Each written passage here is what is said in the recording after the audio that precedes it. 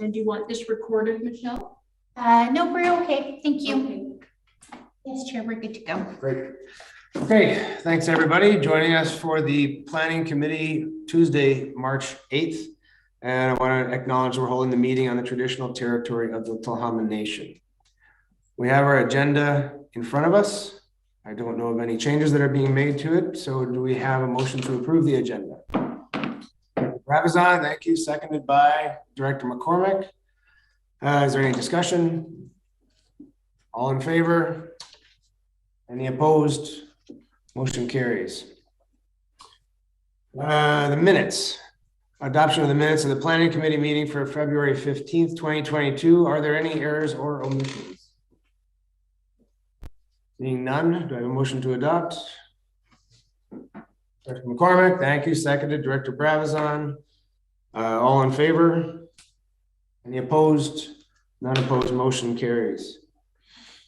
We have a delegation. Neil Frost from the Powell River Sunshine Coast Real Estate Board, President, RE presentation on 2021 qathet region real estate stats. Mr. Frost, I see you here. Thanks for joining us.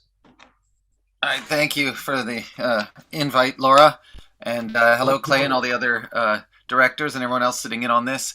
So I don't know if any of my graphics or slides made it to the right people. Yes. Yeah. We distributed them. Would you like us to share them? I mean, they're pretty basic. I mean, I think we should, because then people don't have to refer to their screens.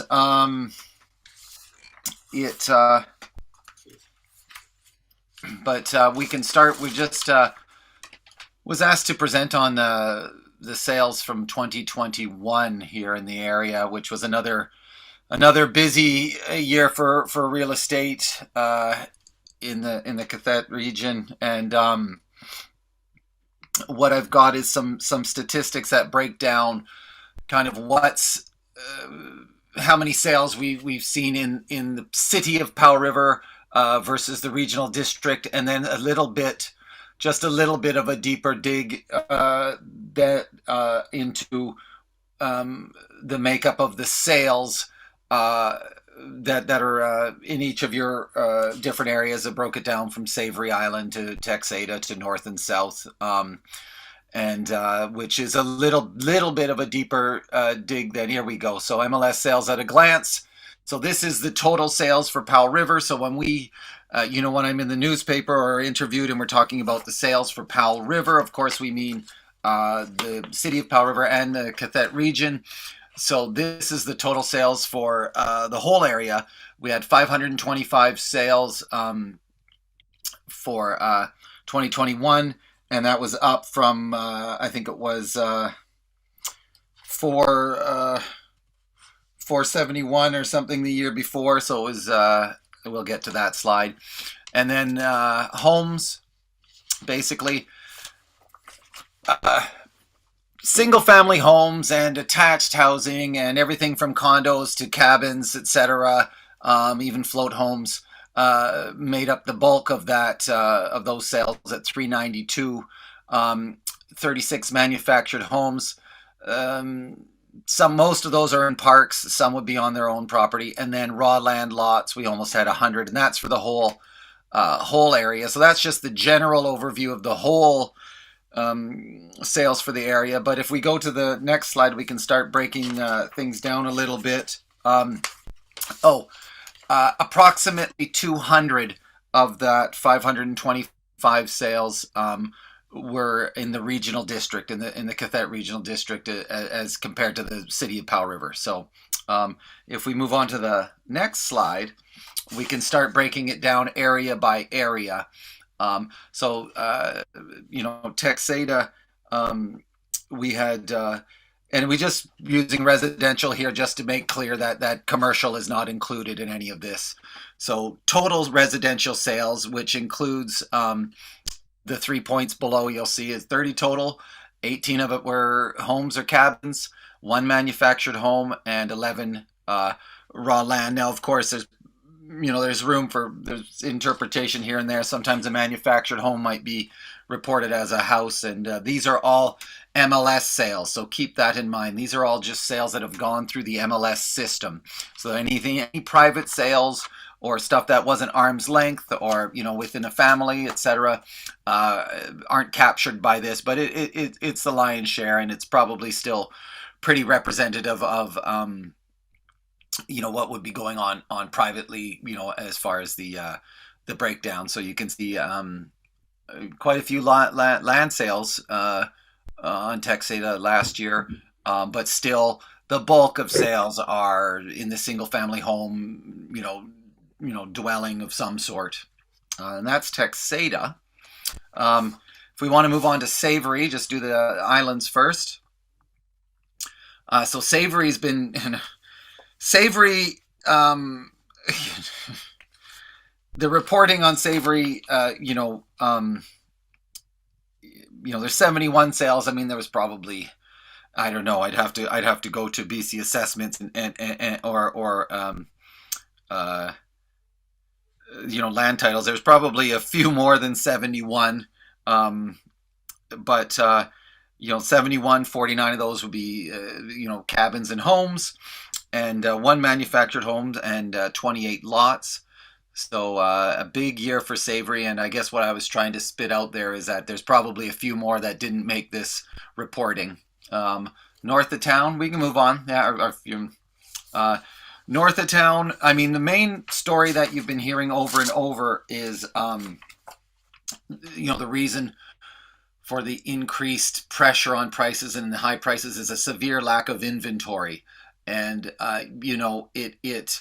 So when we look at something like this slide and you say, well, gee, there was only 20, homes and cabins or, that sold north of town last year. Well, I think if we'd had twice as many homes for sale, we'd see twice as many solds here in the northern region. I mean, it's, and when we get to the next slide, we can talk about this a bit. I mean, there's just, north of town, just speaking in real estate terms, is still quite desirable, especially for someone who wants to be outside of city limits. You get the larger holdings. You're all familiar with this. There just aren't as many houses and as many houses that come up for sale. So we had 43 total.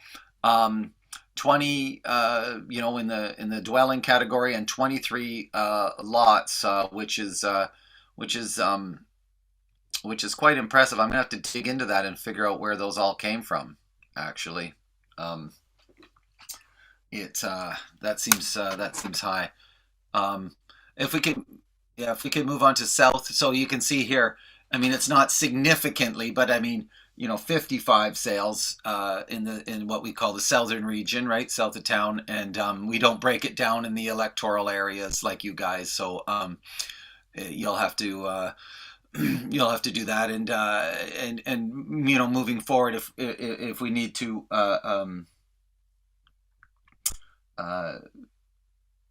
integrate the data a little better, or give you break it out a little bit better for you, that's not a problem.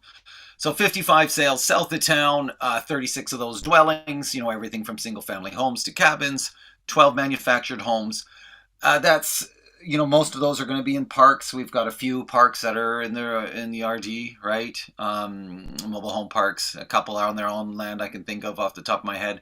And then 7 at raw land lots. I'm just going to do a quick check here, because when I was doing these searches, it didn't strike me until I was reading it out loud here that where the heck did these 20 lots that sold north of town come from?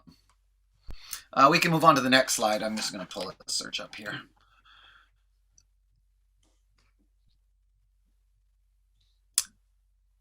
Yeah, the end of the slideshow. Did either of those other two graphics get uploaded? The year ends, and then what we call the buyer and seller profile. So we do some other tracking. Okay, so this is buyer and seller profile. Let's talk a bit about this. So this is largely anecdotal. This is going to be getting better as we move forward. There is some breakout, if you notice in the second area there, where we start to look at where some of these sales are. The problem with, or the challenge, I guess, with this this data is I always refer to it as anecdotal. It's all voluntary information that is submitted by the selling realtors, but our reporting has been kind of Sorry. yeah, that'll be the next one. The report, yeah, Sorry. 1 second. that's okay.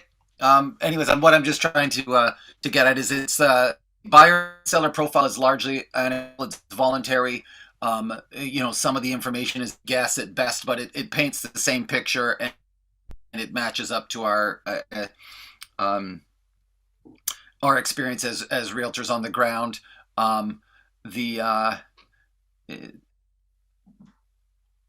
There we go. So if you look, and I'm gonna have to move the. So where we wound up, the selling piece, it's of interest, but it's not what makes all the headlines. Last year we had 80% local sellers, 20% area. Not just in that. As our market has risen, most of the out-of-town investors have been selling off their properties as the market has risen.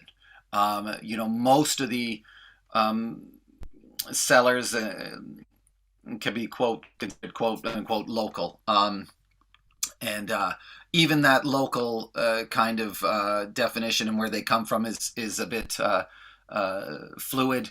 Just a quick example.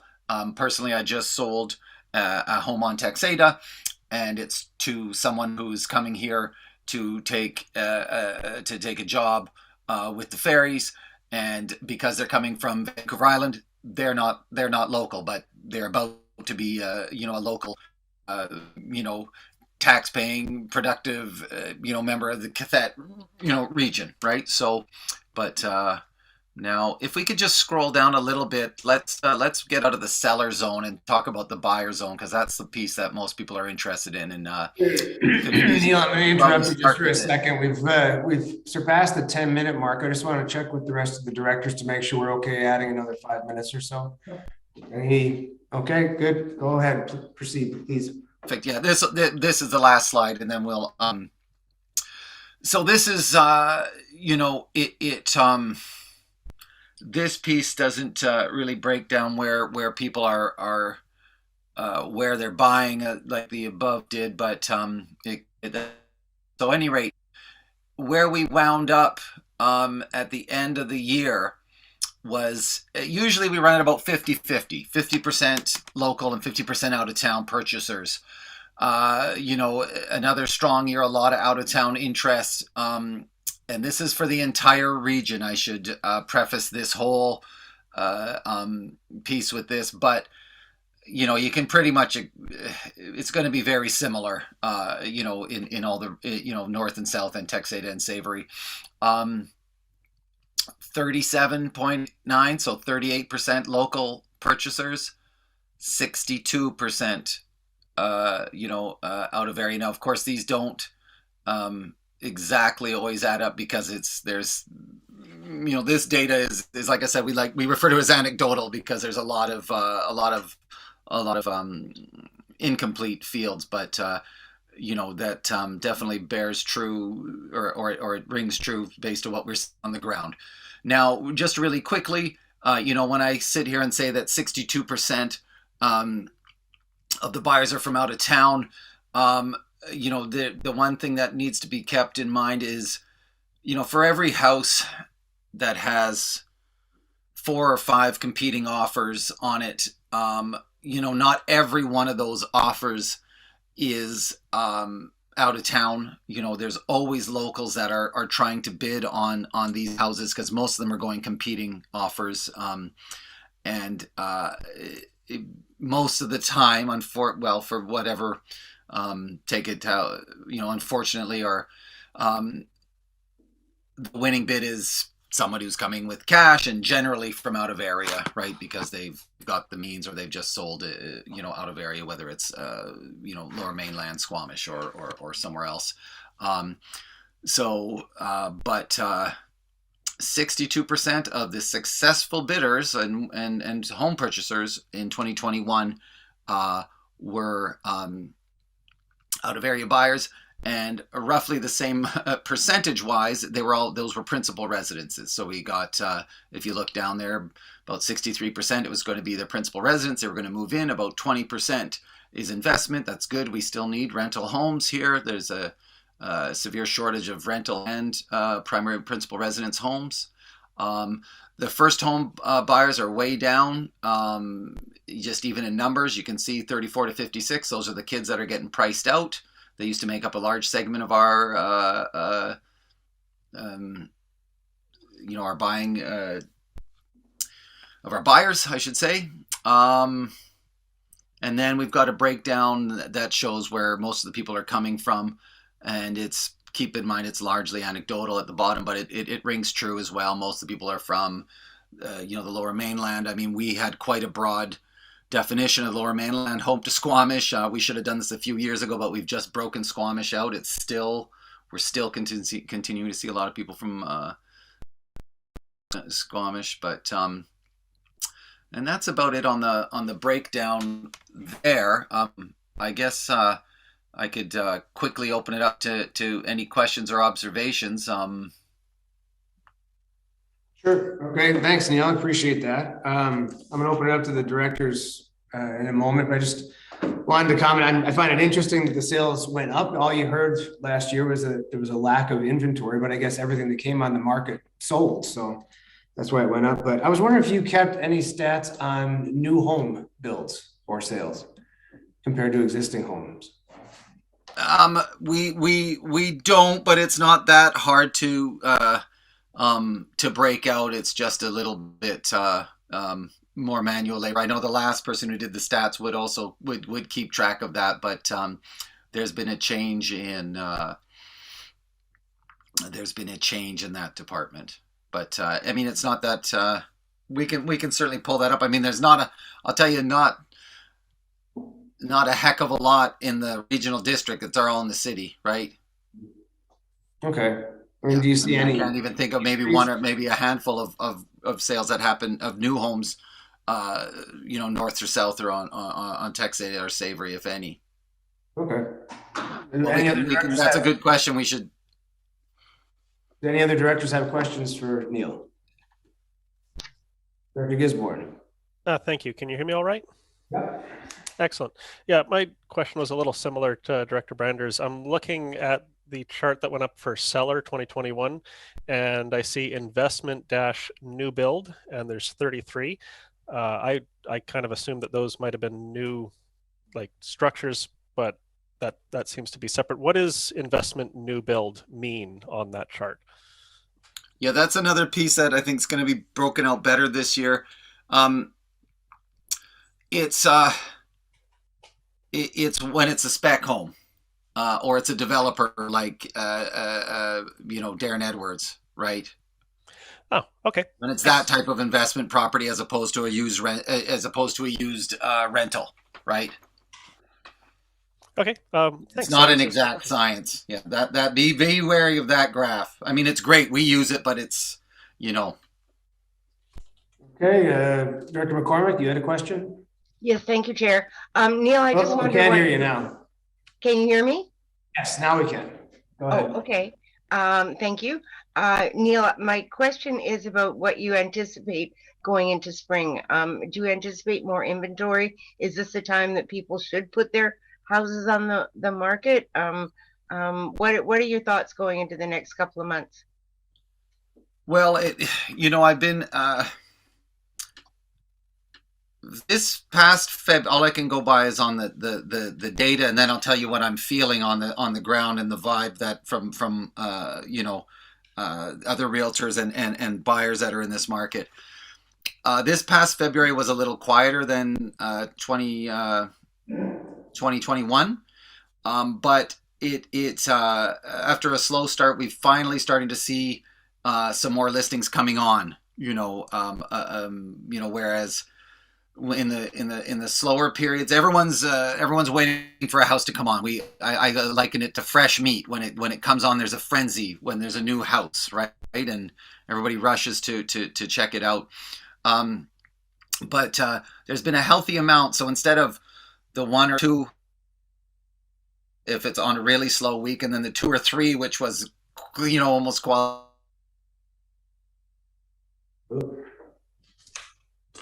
6, 7 listings coming on, and I think it's in preparation for spring.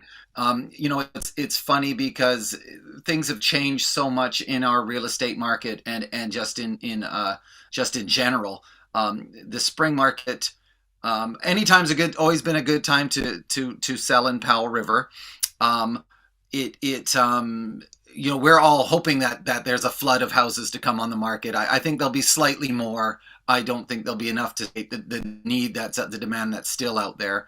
And I'll tell you a couple other things really quickly. All of our economic forecasts from the provincial economist, and it's kind of a similar to last year, even though we did end up with more sales, was, they're kind of saying slightly less volume and slightly higher prices. But we've already seen a couple of price bumps this year. So at the end of last year, we were at an all-time high for sale dollar, cost of, price of a home and sales. And I thought, okay, well, perhaps we'll level out here. It's high. It's getting unaffordable. It's been unaffordable for locals for a while, and we've already hit 2, perhaps 3 new price bumps this year already. January set some new prices. A 1-bedroom home, 1-bedroom home with loft on half an acre in Wildwood that came on for $560. That was already that would have been the max it should have sold for. Well, I shouldn't say should have sold for, but what that one would have expected, and based on recent sales, just sold for $700,000. 12 offers. We're talking about a 1-bedroom home on half an acre in Wildwood. Wow. So it's when I say things that are meant to be not provocative, but when people say, when's the bubble going to burst? Well, I mean, some of the information we get, sometimes it says, look at a place like Sydney, Australia. There is no bubble, right? It just goes up, up, up, up forever, right? But I hope that's not the case here. But Thank you, Neil. That's great. Thank you. Interesting news, distressing for some, exciting for some, I guess. I don't think there's any other questions here, so thanks very much for joining us. Appreciate that. Thanks for having me. If you just bear with me for one more second here. You know what? I'll just message Laura to see if there's an incorrect thing on that slide there. I just don't understand where that many lots came from north of town. It doesn't add up to me. Okay, well, it can be sent out to us at a different time. Yeah, I'll just send a message to Laura. Okay. Thanks a lot, Neil. Correction. Thanks, guys. Have a good day. Bye, everyone. Item 5, unfinished business. We have none. Item 6, correspondence dated February 22nd, 2022 from Diane Green, Electoral Area B, resident RE, proposed city annexation and development of 7440 Nootka Street. Move receipt. Move receipt, Director Gisborne, seconded by Director McCormick. Any discussion? Being none. All in favor? Any opposed? None opposed? Motion carries. Reports 7.1. Let's talk land use public engagement final report. And I understand there is a presentation to be made. Is that correct, Ms. Rodden? Yes, that is correct. Graham Farstad from the Arlington Group is online, and he will be making a presentation. Great. Welcome, Graham. Good to see you. Yes, nice to be here. Oh, Mexico is nice. I understand you were there last month. That's right, yes. The floor is yours. Okay, thanks very much. I've got a short presentation and a total of a dozen slides just to cover the highlights of the Let's Talk Land Use process we had last November. There were a total of 3 in-person evening meetings and 1 virtual meeting. So November 15th, 16th, and 17th for areas A, B, and C, And then at the end of the process, there was a request to have a virtual meeting on Savory Island because people on Savory live all over the place. In fact, all over the country, in fact, and outside of the country. So the Zoom meeting actually turned out to be a very helpful addition, but that was a last minute addition. There were 3 goals, as the next slide indicates, for the consultation process. One was to provide information about the different land use management tools available to local government and answer questions from the public.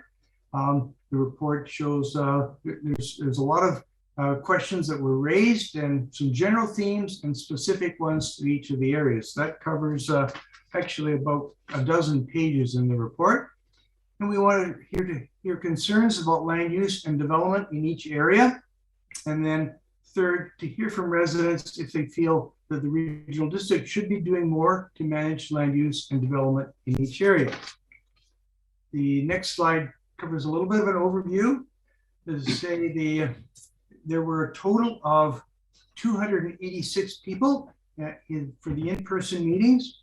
There was about 81 in Area A in 3 presentations. In Area B, there was about 38 people in 2 presentations, and in Area C, 46 people in 2 presentations. There was about 121 people signed up for the virtual meeting for Savory Island on the Zoom. I think about 85 actually attended. So it was less than the total that signed up. And you can see on the bottom, it shows where the meetings were held and what we did. Considerable advertising. And as I say, there was very good attendance. The next slide shows, basically we covered the options, the official community plan, which each area has, zoning bylaw, the areas that are affected by zoning within each electoral area, the possibilities of looking at subdivision standards bylaw and building bylaw. Now, next slide. Basically, the zoning bylaw is really the first regulatory tool that would be considered to implement the broad policies in an OCP. These currently apply to about 9% of Area A, 25% of Area B, and 6% of Area E. The regional district is one of the few in the province which has zeroed in on sub areas rather than the overall area. But as people know, BC has the most flexible and decentralized land use regulation, I think, probably in Canada. And so there's a lot of things that are optional, and regional districts and local governments can do things in very different ways, and they have chosen to do so. Just the next slide just notes that in many areas, the jurisdictions dealing with land use are shared with the province. And that's a challenge to convey to people, because people don't like to see a gray canvas. They like to see clear-cut answers. And unfortunately, with land use regulation, just about everything is shared with the province, with the notable exception of official community plans and zoning bylaws, which are exclusively local jurisdiction. The next slide shows the key question we asked people was, are you concerned about land use and development in your neighborhood and area? And those results were aggregated as well as segregated by area. And then the last question was, should the regional district do more to manage land use and development in your area? The survey responses, as the next slide indicates, we have the first series shows basically the 2016 population. We now have updated information as of last month, but just in terms of population for electoral areas. These survey responses show the response and the percentage of each electoral area. In my experience, we have very rarely achieved these kinds of numbers. In fact, I don't think I've ever recalled seeing those large numbers. It's quite remarkable. In Area A, we had basically 36% of the entire population responded to the survey. I have rarely seen numbers over 5% and 2% is quite common. So it is quite remarkable, the numbers. Area B was somewhat less and area C was sort of in the middle, but we had a very large number, total of 954 people responded to the survey. The survey was available both online and hard copy, but the vast majority were online responses, which made the process of aggregating and documenting much easier. Next slide shows the key land use concerns. These are the overall concerns. The top 6 concerns, which had more than 20% of the people responding, indicated protection of drinking water supply was tops with just over 40%. Demands on potable water supply and environmental impacts on water courses both had 27% responding. Land use conflicts, and there was a series of different aspects that were probed there, 26%. Coastal areas at risk, this includes sea level rise, tsunamis, things of that nature, 24%. And then changes in drainage patterns, stormwater runoff, 24%. Now, by individual electoral areas, those numbers change somewhat, but that's the overall response. And in general, the electoral areas were generally replicating those numbers. The last 2 slides shows the conclusions. The predominant response in areas A, B, and C was that the existing level of regulation is limited, but no change is needed. We had a parallel question as well, which asked whether people supported adding new land use regulations in their electoral area, and the answer in each of those 3 areas was no. Majority, more said no than felt that additional regulation was warranted. We also asked people, did they feel that other options were to add more support for or less land use regulation? Those were received considerably less response. So we're kind of in the Goldilocks situation where the existing level of regulation was seen as more suitable than adding or detracting from land use regulation. The last slide shows the results in Savory Island, which were quite different. There, the majority indicated concern about protection of drinking water supply and coastal areas at risk. 57% indicated concern about drinking water supply. 54% indicated concern about coastal areas at risk. 40% indicated concerns about land use conflicts. Only 10% had no land use concerns. And in fact, only 1% indicated that there was too much regulation on Savory Island. That was dramatically different than results in any of the area A, B, and C on the mainland. So the last, I think, comment would be the recommendation is that there doesn't appear to be a warrant for, at least based on what we're getting from comments from residents, to add to the existing level of regulation for areas A, B, and C. But there was a very decided feeling that people in Savory Island feel the status quo is not satisfactory. And so the recommendation is that the regional district consider engaging with Savory Island residents and property owners about managing development and land use conflicts. I think what's driven the situation in Savory Island are a number of rather unique circumstances. We have a very high number of very small lots in the order of 1,600. We've significant environmental concerns based on the climatic situation and the way the island has developed over time, and that's prompted the residents to express a different view than was expressed in areas A, B, and C on the mainland. Great. That covers the key points, and be free. I'm certainly available to answer any questions that you might have. Okay, thank you, Graham. I can't say that the results from the report and survey and everything were completely startling, but I think it's a really valuable report to have, and it's kind of interesting, the consistencies that show up amongst areas A, B, and C. And I guess some of the inconsistencies on Savory are quite understandable as well, given the different circumstances that are there. I'll open it up to the directors. If we have any questions for Graham. Director Gisborne. Thank you, and thank you for coming, Graham. On your presentation, you had a slide that said 25% of Area B is covered by zoning. I was wondering, is that 25% of the population, or the total land, or the total parcels? Because area B is really big, but we got a lot of forested area that I don't think is. Okay. Yeah, I was looking at the number of properties in relation to the total number of occupied dwellings. So approximately 163 properties are within the zoning of the 3 areas, and that is about a total of 695 occupied dwellings in the 2016 census. So that's between 23 and 25%.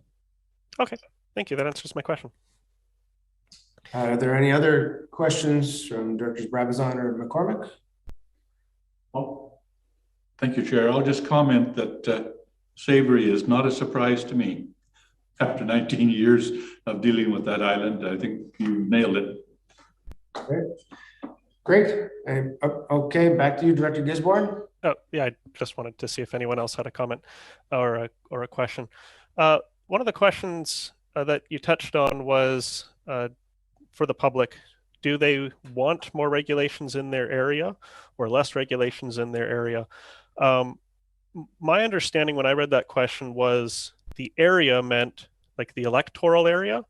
Was that the intent of the question, or was it more of like a, okay, so it had to do with electoral area? Yes, that's why we separated things between basically area A, B, and C, because we got quite general direction was the same, but we did have considerable variation between your area and the other areas.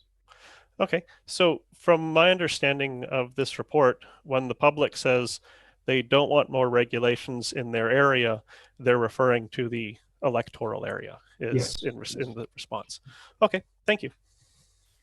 Okay, presentation is complete. We actually don't have a motion in front of us. So I'll move. We have a recommendation. Thank you, Director Brabazon, seconded by Director McCormick. Perfect. Any discussion on the motion in front of us? Director Gisborne. Thank you. I see that the motion is to guide and inform future planning initiatives in electoral areas A, B, and C. I'm curious as to how we're going to use this report moving forward. So I'm just trying to get my head around this, because reading this report, there are some very spicy comments that I won't repeat, as I'm sure we've all read it. I see this as, the wishes of the community have been clearly expressed. They want to protect their community's character. The community character is not just the built environment, and it appears that the lack of additional land use regulations is a fundamental component of our overall community character. I'm not opposed to regulations in general, but the regulation should provide a greater community benefit and have the support of the impacted community. So this is, oh, sorry, there's a phone going off. Okay, thanks.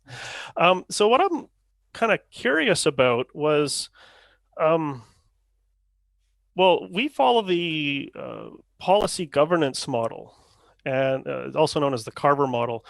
So when the CAO or staff make comments, those are based on operations objectiveness and operational policy. So last month, the CAO made comments regarding the process for introducing new zoning bylaws in electoral areas. He indicated that the greater community is not involved in the creation of additional zoning regulations. So if a handful of properties are interested in getting a zoning bylaw, then, for example, the landowner across the road is not part of the process. Director Gisborne, I'd like to interrupt you here. I'm wondering what this has to do with the motion that is in front of us right now, because it sounds like you're going back to a previously discussed issue. Well, I'm discussing how this is going to be used to inform future planning initiatives, because it seems that when we accept this report to inform future planning initiatives, that it's going to then possibly change our policy for how we're implementing zoning in our rural areas, because this report talks about what the public want for their whole area, as opposed to, what was the term used? That it's, the democracy and the representation and the votes of those directly affected by the zoning bylaw are those that actually matter. I think that's like, we kind of got, if we go with this report, it'll be different than what our past operational policy is. So I'm trying to figure out how could we maybe amend our operational policy to reflect what we've heard from the Let's Talk Land Use Engagement final report. Does that make sense, Chair? Yeah, I mean, the way I look at it is I see this as information, and I think information can be used. You never can tell under what circumstances it's going to be used. It can be used in an infinite number of ways, but I'm going to go to Ms. Rodden, who's got her hand up, and she can essentially put some more emphasis on that. Thank you, Chair. Just to clarify the staff recommendation, I think this report offers valuable content that we have gathered from the communities in electoral areas A, B, and C. And it's important information, as the recommendation says, to guide and inform future planning initiatives. And to me, the substance is those six land use concerns that were highlighted by Graham in the presentation and that are highlighted in my report. And those are the protection of drinking water supply, demands on potable water supply, environmental impacts on water courses, land use conflicts, coastal areas at risk, and changes in drainage patterns and stormwater runoff. I think that these are issues that the planning staff can bear in mind as we are embarking on planning initiatives in the future and collaborating with other levels of government for support to address these issues that are concerned to the community. So that's what staff meant by guiding and informing future planning. And then the report's ultimate recommendation is that further work be done with the Savory Island community. And the Savory Island OCP is next in the queue for review and update, and is in the budget for 2023 at this point. So at that point, we could also use the findings of this report to help guide that process. So that's what staff's intention. Great, thank you very much. Any other directors have questions before we go back to Director Gisborne? No? Okay, Director Gisborne, second kick at the can. I thought it's still the first. I was interrupted. How were you interrupted? You asked a question and we provided an answer. You interrupted me under a point of order. No, you asked a question and Ms. Rodden responded to it. Anyway, go ahead, please. Okay. My concern is based on the CAO's comments that the greater community is not involved in the creation of additional zoning regulations. If a handful of properties are interested in getting a zoning bylaw, then, for example, a landowner across the road is not part of the process. Only those directly impacted within the boundary of the zoned area getting those increased regulations are the ones contacted, and that is where, as we heard, the democracy and the representation of their votes really matter. I presume that those comments are based on operational policy, but getting this report, I think that the operational policy is not in line with the will of the community. I believe that the burden lays with the board to bring our policies in line with the will of the community, and bringing zoning regulations half a street at a time has really upset a lot of people. And I, for one, don't think it's a good use of our staff's time. So I'm going to put a notice of motion forward for next month's meeting, and I'm going to put it in the chat here. I'll read it into the record that the committee recommend the board direct staff to produce a staff report outlining the land use regulations policies relevant to the comments made by the CAO at the February board meeting, and to include proposed policy revision options based on the feedback of the Let's Talk Land Use Engagement final report. Those are my concerns. That's just a notice of motion that we should hopefully handle next month. Because as we heard from the consultant, the question that was asked to the community was, do you want additional land use regulations in your area? The area is the electoral area. We heard that the answer was no, but last month we brought in 2 new zoning bylaws into the area anyways. So, but I presume that that's based on policy. That's the end of my comments. Thank you, Chair. Okay, if there's no other discussion, we have a recommendation in front of us. All in favor? Any opposed? Not opposed, motion carries. Item 7.2, Crown Land Application for Adventure Tourism, Commercial Recreation, Electoral Area A. We have a recommendation in front of us, moved by Director Bramzan, seconded by Director McCormick. Any discussion? Very straightforward.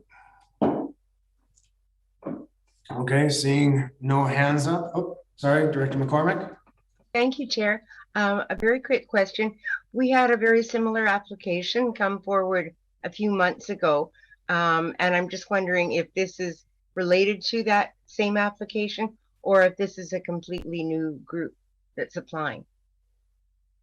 I don't know. Would that be Ms. Rodden? You would have that answer for us? No. This is a completely separate application, Chair. Okay, thank you. Follow up? Yeah, thank you.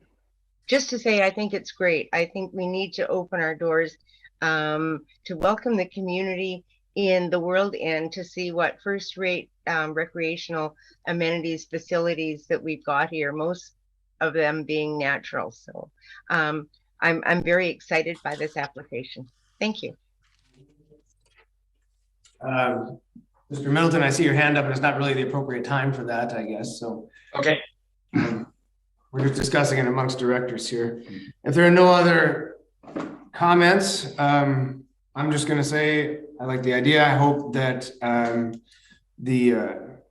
would you say it in this case? Well, Mr. Middleton in this case works with those who are in charge of maintaining and developing the climbers camp out there, so everybody works in a symbiotic relationship. So all in favor of the recommendation in front of us? Any opposed? None opposed, motion carries. 7.3, subdivision application district lot 1500-12149A, B, Scotchford Point Road, and 1795 Hollingsworth Road, Electoral Area C.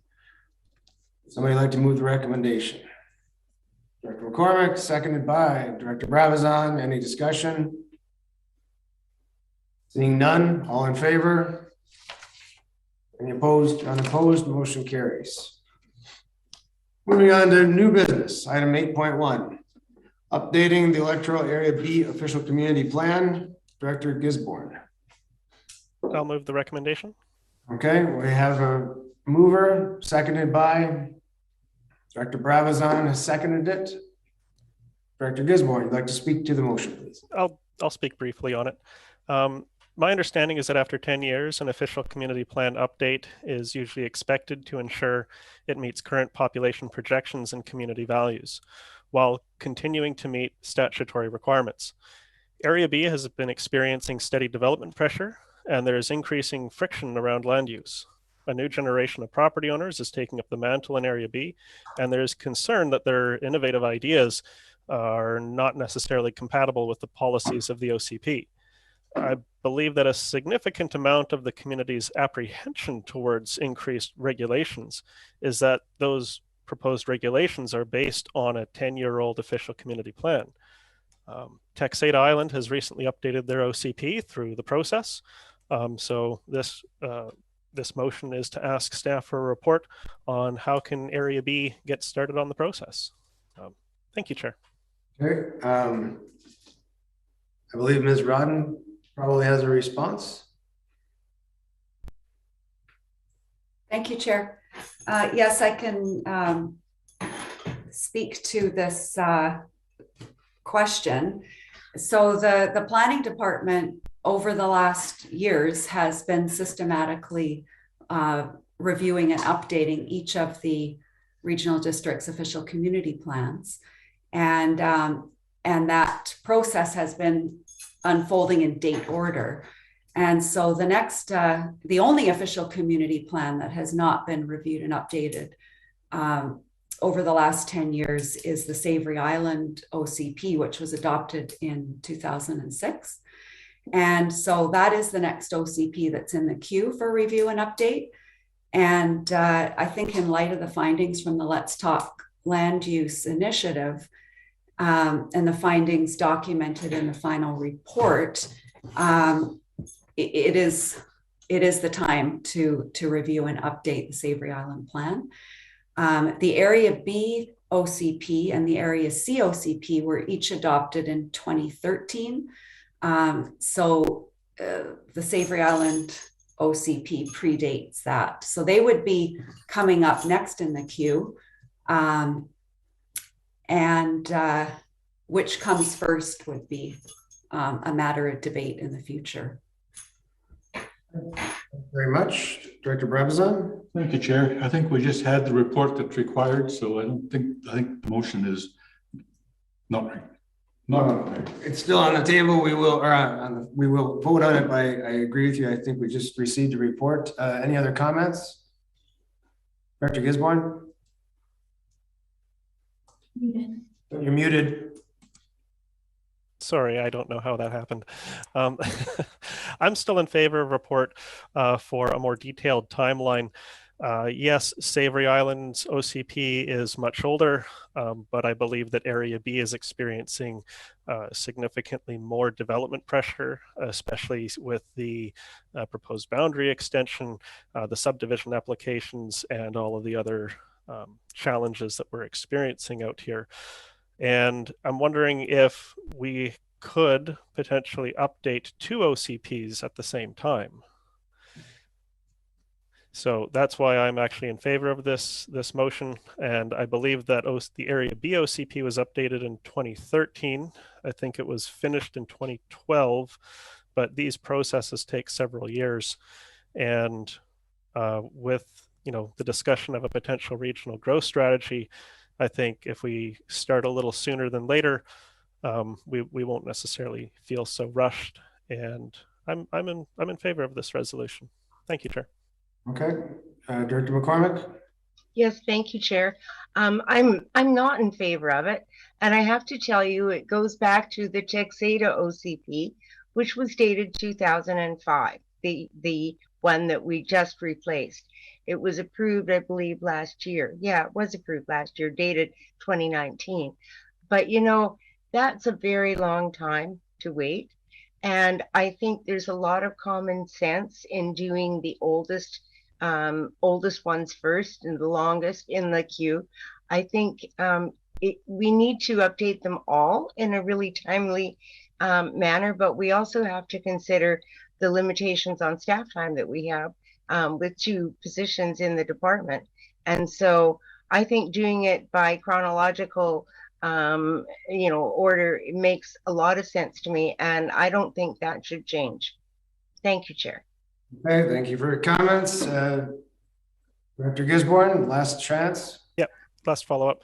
My concern is that if we continue to focus on it chronologically and we continue to have OCPs that become 10 years out of date, like more of them becoming 10 years out of date, we could run into a challenge where other local governments have decided that they would harmonize their official community plans in order to bring them all up to date at the same time. And that's something I don't want to see. So that's why I think we can be a bit proactive and try and maybe get 2 OCPs updated at the same time, or start the process sooner than later, because I don't like the idea of a harmonized OCP. And if our OCPs keep getting out of date because time keeps ticking. That might be something that is on the table for a future board. Thank you. Okay, if everybody else is done, I'm just gonna make my comment. I think if we would try to do two at one time, it would need or necessitate more staff, which is a big expense and it's challenging to find. So I think with the limitations we have, I agree with Directors McCormick and Bravazan. We should do it in chronological order and keep the schedule. So all in favor of the motion?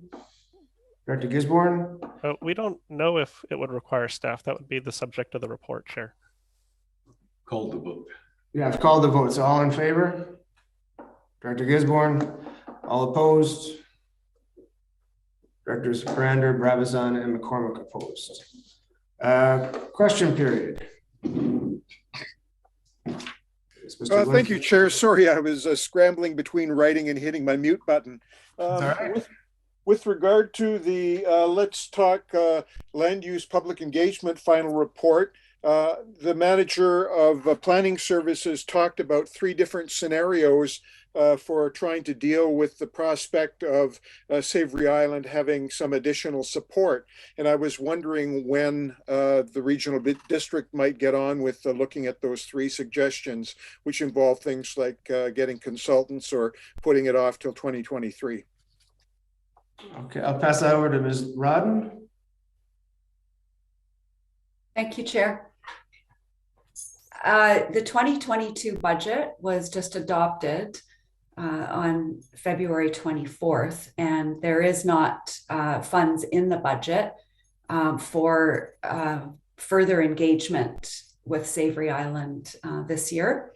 However, the planning department does have it identified in the 2023 budget in the financial plan that was just adopted.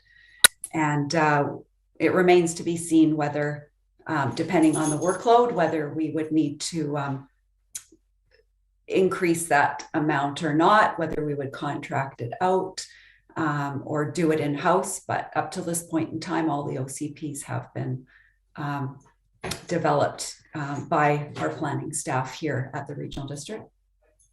I thank Ms. Rodden for her response. Thank you, Chair. That was my question. Okay, thank you, Mr. Galinsky. There is no in-camera session. We've reached the end of our agenda, so this meeting is adjourned. See you soon. Good night, everyone.